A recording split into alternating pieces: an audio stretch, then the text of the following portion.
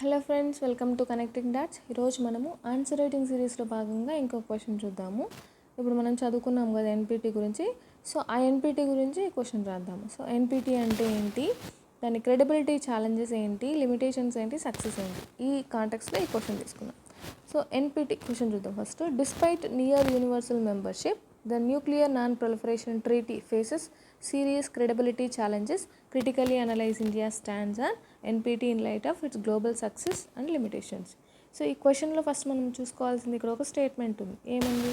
Despite near universal membership అంటే ఏంటి? 191 members sign చేసినా కూడా ఈ నాన్ ప్రొలిఫరేషన్ ట్రీటీ దగ్గర కొన్ని సీరియస్ ఛాలెంజెస్ ఉన్నాయంట. సో మనం ఫస్ట్ ఛాలెంజెస్ రాయాలి. దాని తర్వాత క్రిటికల్లీ అనలైజ్ ఇండియా స్టాండ్ కూడా అనలైజ్ చేయాలి. అలాగే ఈ ఎన్పిటి గ్లోబల్ సక్సెస్ ఏంటి, లిమిటేషన్స్ ఏంటి, ఇవన్నీ రాయాల్సి ఉంటుంది. మనం ఏం చేద్దాం, ఫస్ట్ ఎన్పిటి యొక్క ఛాలెంజెస్ తీసుకున్నాము, దాని తర్వాత గ్లోబల్ ఎన్పిటి యొక్క సక్సెస్ చూద్దాము, దాని తర్వాత లిమిటేషన్స్ చూసి దాని తర్వాత ఇండియా స్టాండ్ చూద్దాం. సో ఫస్ట్ మనం దీన్ని ఇంట్రడక్షన్ ఎలా రాస్తున్నాము అంటే ఎన్పిటిని డైరెక్ట్గా డిఫైన్ చేస్తున్నాము. ఎన్పిటి అనేది ఒక non proliferation legally binding treaty అనమాట. అది 1970 నుంచి ఎన్ఫోర్స్మెంట్లోకి వచ్చింది. ఎందుకు అంటే to prevent the spread of nuclear weapons, promote peaceful use of nuclear technology, అలాగే పర్స్యూ డిస్ఆర్మమెంట్. ఈ న్యూక్లియర్ వెపన్స్ ఏవైతే ఉన్నాయో ఆర్మ్స్, అవన్నీ డిస్ఆర్మమెంట్ చేయాలనే ఉద్దేశంతో ఇది తీసుకొచ్చారనమాట. ఇంకేంటి మనం ఏం రాస్తున్నామంటే డిస్పైట్ దీస్ ఆల్ థింగ్స్, కొన్ని ఛాలెంజెస్ కూడా ఉన్నాయని చెప్తున్నాం. Despite its enjoy near universal membership, legitimacy and effectiveness are increasingly question. India, a non signatory, has held a consistent principled position regarding its discriminatory structure.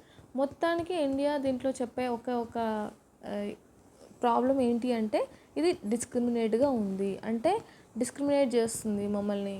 ఏదైతే permanent P5 members ఏవైతే ఉన్నాయో వాళ్ళు మాత్రమే పెట్టుకోవాలి, మిగతా వాళ్ళు పెట్టుకోకూడదు. న్యూక్లియర్ వార్మ్స్ అనేది ఒక డిస్క్రిమినేటరీ నేచర్, కాబట్టి నేను దీనికి సైన్ చేయట్లేదు అనేసి ఇండియా అనేది ఒక స్టాండ్ తీసుకుందనమాట ఈ మొత్తం ప్రాసెస్లో. సో ఏముంది ఈ ఎన్పిటి వల్ల సక్సెస్ ఏముంది, ఏమైనా సాధించినామా అంటే ఇక్కడ సక్సెస్ గురించి చెప్తుంది. ఏం చేస్తుంది, ఈ వైడ్ స్ప్రెడ్ ప్రొలిఫరేషన్ ఏదైతే ఉందో, ఇంతకుముందు 30 కంట్రీస్ దగ్గర న్యూక్లియర్ ఆర్మ్స్ ఉండేవంట, ఇప్పుడు 9 కంట్రీస్ దగ్గర మాత్రమే న్యూక్లియర్ ఆర్మ్స్ ఉన్నాయంట. అంటే సక్సెస్ఫుల్గా మిగతా కంట్రీస్ దగ్గర డిస్ఆర్మమెంట్ అనేది జరిగింది అనేది మనం చూస్తాం. నెక్స్ట్ ఈ గ్లోబల్ నార్మ్స్ అనేటివి ఏవైతే ఉన్నాయో ఎస్టాబ్లిష్ చేస్తుంది అనమాట. సో అదొక డెటరెంట్గా తయారైంది అన్నట్టు. ఏదైనా ఒక కంట్రీ న్యూక్లియర్ వెపన్ స్టార్ట్ చేయాలి, యూజ్ చేయాలి అంటే కూడా అదొక యూజ్ చేయకుండా ఆపే ఒక థాట్ ప్రాసెస్ని, థింకింగ్ని కూడా తీసుకురాగలిగింది ఈ ప్రాసెస్ అనేది. నెక్స్ట్ ఇంకొకటి ఏంటి, ఈ పీస్ఫుల్గా ఏదైతే వాడుతున్నామో న్యూక్లియర్ టెక్నాలజీని, అలాగే న్యూక్లియర్ ఫ్యూయల్స్ని కూడా పీస్ఫుల్ పర్పస్ కోసం యూజ్ చేయడానికి ఈ IAEA సేఫ్ గార్డ్స్ కింద అనుమతి ఇచ్చిందనమాట. సో దట్ మనం పవర్ జనరేషన్ చేసుకోవచ్చు. సో దట్ ఇది అనమాట. ఇంకొకటి ఏంటి, institutionalised dialogue through periodic review conference. అంటే మనం ఇంతకుముందు ఎన్పిటి గురించి చదివేటప్పుడు చదివినాం కదా, ప్రతి 5 yearsకి ఒకసారి రివ్యూ మీటింగ్ అనేది జరుగుతుంది అనేసి. సో దట్ వాళ్ళు మాట్లాడుకోవచ్చు అనమాట. ఇక్కడ ఏదైతే న్యూక్లియర్ వెపన్స్ గురించి భయపడుతున్నారో అవన్నీ కూడా ఇక్కడ మాట్లాడుకోవడానికి ఒక ప్లాట్ఫామ్ కూడా క్రియేట్ అయింది. ఇది సక్సెస్ అనమాట. గ్లోబల్లో ఎన్పిటి ద్వారా జరిగిన కొన్ని మంచి పనులు అని చెప్పచ్చు. నెక్స్ట్ లిమిటేషన్స్ ఏమున్నాయి, ఇంకా క్రెడిబిలిటీ క్రైసిస్ ఏమున్నాయి అంటే ఈ న్యూక్లియర్ వెపన్ స్టేట్స్, NW అంటే న్యూక్లియర్ వెపన్ స్టేట్స్ ఏవైతే ఉన్నాయో అవి డిసార్మమెంట్ చేసుకోకపోగా ఇంకా మోడర్నైజ్ చేసుకుంటాయి అన్నమాట. దాని దగ్గర ఉన్న ఆర్సనల్స్ ఏవైతే ఉన్నాయో వెపన్స్, అవి ఇంకా మోడర్నైజ్ చేసుకుంటున్నాయి. సో దట్ ఈ డిసార్మమెంట్ అనే స్పిరిట్ అందరికీ ఎలా వస్తుంది, ఇవి ఆర్మమెంట్ ఏమంటారు మోడర్నైజ్ చేసుకుంటున్నాయి, పక్కనున్న కంట్రీస్కే కదా ఎఫెక్ట్. అందుకే కదా ఇప్పుడు ఇజ్రాయెల్కి, ఇరాన్కి వార్ జరుగుతూ ఉండేది. న్యూక్లియర్ వెపన్స్ మొత్తం హోల్ కాన్సెప్ట్ అంతా న్యూక్లియర్ వెపన్స్ వల్లే కదా. సో ఇవి మోడర్నైజ్ చేసుకున్నప్పుడు పక్కనున్న కంట్రీస్కి ఎఫెక్ట్ అనమాట. ఇంకొకటి ఏంటి, ఈ ట్రీటీ అనేది లెజిటిమైజ్ చేస్తుంది అనమాట. ఈ అయితే పర్మనెంట్ 5 మెంబర్స్ ఉన్నారో P5 మెంబర్స్ సెక్యూరిటీ కౌన్సిల్కి చెందినారు కదా, యునైటెడ్ నేషన్ సెక్యూరిటీ కౌన్సిల్లో ఉన్న పర్మనెంట్ 5 మెంబర్స్ ఏవైతే ఉన్నాయో 1967 ఈ టైంలోనే కదా మనము ఈ ఎన్పిటిని ఫామ్ చేసుకున్నాము. అంటే అంత అప్పుడు ఫార్ములేట్ చేసామన్నమాట ఈ పాలసీ మొత్తం. సో అంతకంటే ముందు ఏదైతే కంట్రీస్ దగ్గర ఆర్మ్స్ ఉన్నాయో ఇవి పర్మనెంట్ 5 మెంబర్స్ దగ్గర వాళ్ళు కంటిన్యూ చేసుకోవచ్చు అనే ఒక డిస్క్రిమినేటరీ ప్రొవిజన్ ఉందన్నమాట దీంతో ఈ టోటల్ ఎన్పిటీలో. కాబట్టి ఇదొకటి లెజిటిమైజ్ చేస్తుంది వాళ్ళని మాత్రమే యూజ్ చేసుకోవాలని అనేది ఒక లిమిటేషన్, ఒక క్రైసిస్ అనమాట. నెక్స్ట్ నార్త్ కొరియా ఏం చేస్తుంది, నాన్ ప్రొలిఫరేషన్ ట్రీటీని యాక్సెప్ట్ చేసింది, సైన్ చేసింది, రాటిఫై చేసింది. కానీ తర్వాత మళ్ళీ దాంట్లోంచి బయటకు వచ్చేసింది. ఎందుకంటే పక్కనున్న కంట్రీస్ ఇప్పుడు యుఎస్ కూడా, అలాగే సౌత్ కొరియా, జపాన్ ఇవి కూడా కొన్ని యుఎస్ సపోర్ట్ చేస్తుంది కదా వీటికన్నిటికీ. సో నేను నా ఎగ్జిస్టెన్స్ ఉండాలంటే నాకు కూడా వెపన్స్ కావాలి, న్యూక్లియర్ వెపన్స్ కావాలి అనేసి నార్త్ కొరియా బయటకు వచ్చేసింది అనమాట. అలాగే వెపన్స్ కూడా ఏం చేసింది, తయారు చేసుకుంది. ఎన్ఫోర్స్మెంట్ అనేది లేదనమాట ఇక్కడ. ఎవరైతే కంట్రీ వైలేట్ చేస్తుందో ఆ వైలేట్ చేసిన దానికి ఏమీ ఎన్ఫోర్స్మెంట్ లేదు, ఫైన్ అంతా ఏమి ఉండదు. సో ఇండియా స్టాండ్ ఏంది హోల్ ప్రాసెస్లో అంటే, ఈ ఇండియా ఏం చేసింది, రిఫ్యూజ్ చేసింది నేను సైన్ చేయను అనేసి. ఎందుకు సైన్ చేయను అని చెప్పింది, మనం ఇప్పుడే చదువుకున్నాం కదా, ఇది ఒక డిస్క్రిమినేటరీ లా లాగా ఉంది, ఒక డిస్క్రిమినేటరీ ట్రీటీ. కాబట్టి నేను దీన్ని సైన్ చేయను. అన్ఈక్వల్ స్ట్రక్చర్స్ ఉన్నాయి, మీరు మాత్రమే P5 మెంబర్స్ మాత్రమే సైన్ పెట్టుకోవాలి వెపన్స్. అలాగే ఈ నాన్ మెంబర్స్ ఉన్నారు కదా సెక్యూరిటీ కౌన్సిల్లో, వాళ్ళందరూ ఎందుకు పెట్టుకోకూడదు అనేది ఇండియా యొక్క స్టాండ్స్. అలాగే స్ట్రాటజిక్ అటానమీ అంటే మన సెక్యూరిటీకి రిలేటెడ్గా మనం ఏం డెసిషన్ తీసుకోవాలంటే, ఇంకొక కంట్రీ ఏదైనా టర్మ్స్ డిక్టేట్ చేసినప్పుడు మనం ఎందుకు పాటించాలి అనేది ఇండియా యొక్క స్టాండ్స్. అలాగే చైనా దగ్గర న్యూక్లియర్ వెపన్స్ ఉన్నాయి, పాకిస్తాన్ దగ్గర న్యూక్లియర్ వెపన్స్ ఉన్నాయి. కాబట్టి మేము డిస్మాంటిల్ చేయము, అలాగే డిజార్మ్ కూడా చేసుకోము అని చెప్పిందనమాట. మా స్ట్రాటజిక్ అటానమీని మేము మెయింటైన్ చేసుకుంటాము అనేటట్టు. నెక్స్ట్ యూనివర్సల్గా ఉండాలి. మీరైతే డిసార్మ్మెంట్ చేయాలి, నాన్ ప్రొలిఫరేషన్ ఉండాలి అంటున్నారో అదంతా యూనివర్సల్ ఉండాలి. అంటే మీ దగ్గర ఉండకూడదు, మా దగ్గర ఉండకూడదు అని ఇండియా యొక్క స్టాండ్స్. అలాగే ఇండియా ఏం చేస్తుందంటే వాలంటరీగా ఫాలో అవుతుంది. ఏది నో ఫస్ట్ యూజ్ పాలసీ. ఇది కొన్ని డాక్టర్స్ పెట్టుకుంది కదా ఇండియా అనేది, కొన్ని పాలసీస్ పెట్టుకుంది. స్ట్రిక్ట్గా ఆ పాలసీస్ని ఫాలో అవుతుంది అనమాట. ఏమేమి ఫాలో అవుతుంది, నో ఫస్ట్ యూజ్ పాలసీ అంటే మేము ఎప్పుడు కూడా ఇంకో కంట్రీ మీద న్యూక్లియర్ వెపన్ని ఫస్ట్ యూజ్ చేయము అని చెప్తుంది. నెక్స్ట్ ఈ క్రెడిబిలిటీ డెటరెన్స్ అనేది ఎప్పుడు కూడా ఇంకో కంట్రీని భయపెట్టలేదన్నమాట ఇండియా. మా దగ్గర న్యూక్లియర్ వెపన్ ఉంది, మేము తక్షణం ఇదే వేస్తాం మీరు మా మాట వినకపోతే అనేసి. సో అలాంటి డెటరెన్స్ కూడా ఎప్పుడు చేయలేదన్నమాట India. Next IAEA safeguards ఏవైతే ఉన్నాయో, international atomic energy agency safeguards ఏవైతే ఉన్నాయో, సివిలియన్ పర్పస్ కోసం, ఎనర్జీ జనరేషన్ కోసం, మనం ఎలక్ట్రిసిటీ జనరేషన్ చేస్తున్నాం కదా ఈ న్యూక్లియర్ టెక్నాలజీ యూస్ చేసి.